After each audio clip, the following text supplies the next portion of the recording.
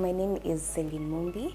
I am a content creator and a social media and content manager. On my personal page, I do beauty, lifestyle, fashion, and a bit of travel. I love beauty, I love makeup, I love skincare, and it's just why this content. It's because it resonates with the person that I am, and I try as much as possible to be as authentic as possible. So why not create content that people can relate to while still keeping my authenticity. Content management is not easy. People think it's a walk in the park, but have you tried to create content? I'd tell you that. And this is something my family has used to joke about, like, why are you taking all those hours creating content? Then there's a time I involved them in a video. They were tired because we were making chapos, and something that could have taken less than 2 hours we started at 3 p.m. and we were finishing at 8. Because remember, you're taking different angles. You have to show, like, if you're creating content, there's a purpose to it. What are the objectives? So for content management, for my work, it has to align with the strategies and the goals that we have as the department, as the marketing department. Yeah, so basically it's not a walk in the park, but I love what I do.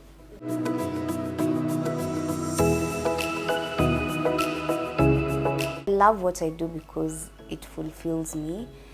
And even when I post, and sometimes I don't even get likes. Before, nilikuwa na catch when people don't engage with my content. But then I sat down, looked back at why I started this. It's because I love doing it. I want to inspire other people. For my page, I plug people a lot. Yeah, I'd say it affirms me. Especially when I post something and someone tells me, oh, I got this because you posted about it. I started going to this place because you talked about it. Thank you for sharing this. I can't speak about it on my platform. Yeah, so it affirms me, and I feel like, in a way, content creators and influencers are like voices for other people. When I was a kid, I really wanted to be a pilot. Yeah, I know it's crazy, like marketing, being aviation, totally different. I did a minor in marketing, but it wasn't that big, like to make an impact in my career. But yeah, I'd say definitely it's being a pilot didn't happen. But then being a news anchor, I don't know. I don't know how I feel about that industry right now. I feel like it's changed because when I was small, I used to watch Catherine Kasavuli, then sit on the kwa meza and pretend that I'm reading the news, you know, even though it's to nobody. My house help back then used to look at me like I'm crazy. But then I used to admire such women growing up.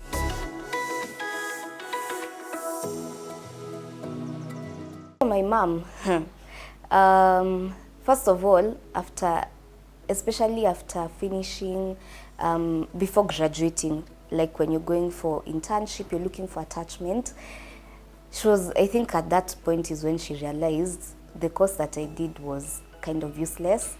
And it's sad it's useless in our country, because I believe PR is it's very fundamental in any organization, but our country doesn't seem to take it seriously. People just assume PR is marketing, and it's not at all. So I remember she was na kwani hii degree ulifanya hakuna makazi huku nje, cause we just had to use connections for me to get an attachment, a basic attachment, not even a job. Like, I'm not even getting paid for it. So from there, I stayed at home. Like, after finishing my attachment, I remember this was in 2020, Jan, Feb, I was jobless.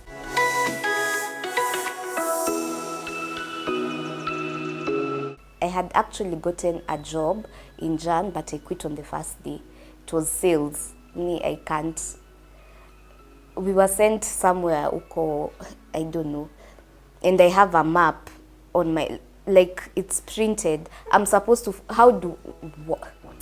you know, guys who do sales, big up, like, salute. You do a good job.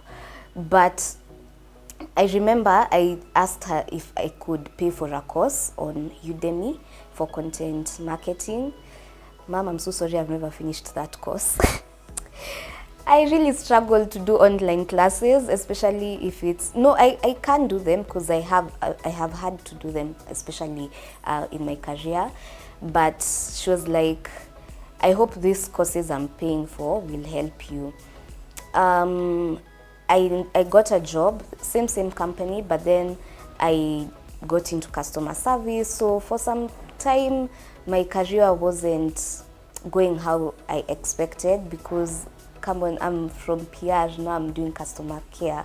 You're calling people. So at that time, I'd say my life wasn't, like, I never felt fulfilled. So, and that time we were still looking for jobs. My mom, by the way, she would never give up on me. She'd keep asking people, can you help my daughter get a job? This is what she did in campus, sending out my CVs. This is her experience and all. And maybe let's just say I didn't do enough research when I was doing PR and basically joining campus. And I wish we were given that information way earlier. Have mentors who can tell you, is this the right thing for you after you finish campus? Is there any space for you in the employment? So I'd say for sure she's been supportive. For content creation, not really. At first when I was starting, okay, the good thing is when I was starting, so many YouTubers, especially during COVID time, we really consumed a lot of YouTube. So people are watching a lot of content creators. And I feel like that was a good time for people to leverage. And that's why some people really grew a lot. So when I told my mom I want to be like, I want to start my own YouTube channel, start shooting content. Okay, she doesn't get it till now, but she does know it's given me a few jobs and even a nomination. So she's normally, I think right now she's isn't up to it. But I'm the one who bought my first ring light. I'm the one who saved up to buy a new phone. So she was looking from afar, but until I started telling her, yo, like, I'm getting some opportunities because of content, that's when she started, like, supporting me. I know I have talked a lot, but it's time to go for a short commercial break. Let's pay those bills.